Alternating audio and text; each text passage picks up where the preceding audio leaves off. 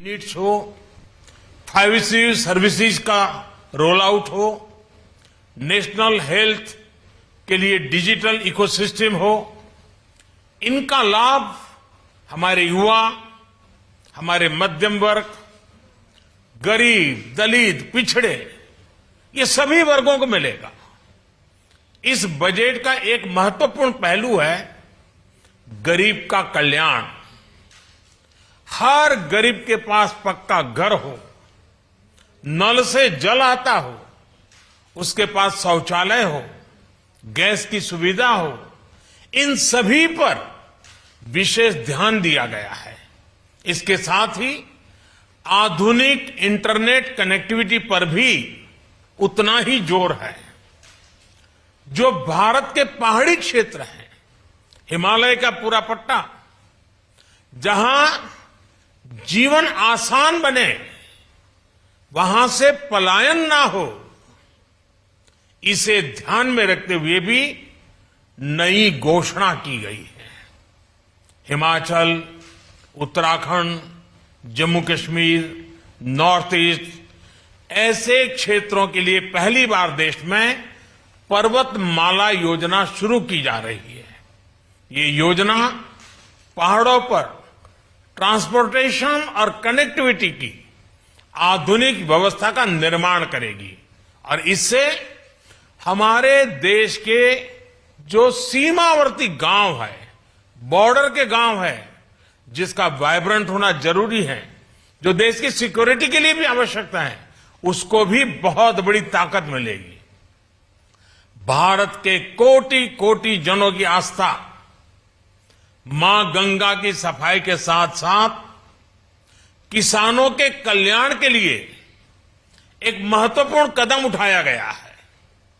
उत्तराखंड, उत्तर प्रदेश, झारखंड, बिहार, पश्चिम बंगाल, इन राज्यों में गंगा किनारे नेचुरल फार्मिंग को प्रोत्साहन दिया जाएगा।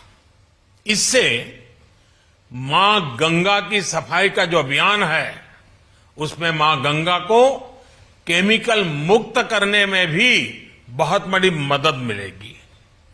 बजट के प्रावधान यह सुनिश्चित करने वाले हैं कि कृषि लाभप्रद हो, इसमें नए अवसर हो, नए एग्रीकल्चर स्टार्टअप्स को प्रोत्साहन देने के लिए विशेष फंड हो, या फिर फूड प्रोसेसिंग उद्योग के लिए नया पैकेज। इससे किसानों की आय बढ़ाने में बहुत मदद मिलेगी। एमएसपी खरीद के माध्यम से किसानों के खाते में 2.25 लाख करोड़ रुपए से भी ज्यादा सीधे ट्रांसफर किए जा रहे हैं। कोरोना काल में एमएसएमई यानी हमारे छोटे उद्योगों की मदद और उनकी सुरक्षा के लिए देश ने लगातार अनेक निर्णय लिए थे, अनेक प्रकार की मदद पहुंचाई थी। इस बजट में क्रेडिट गारंटी में रिकॉर्ड वृद्धि के साथ ही कई नई योजनाओं का ऐलान किया गया है।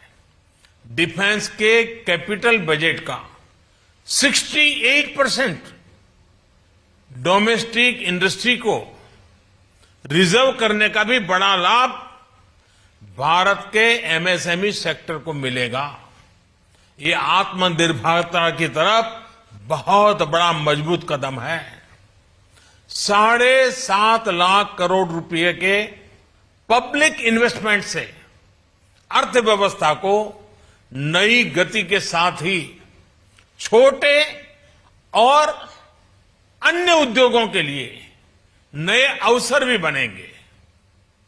मैं वित्त मंत्री निर्मला जी और उनकी पूरी टीम को इस पीपल फ्रेंडली और प्रोग्रेसिव बजट के लिए बहुत बहुत बधाई देता हूं।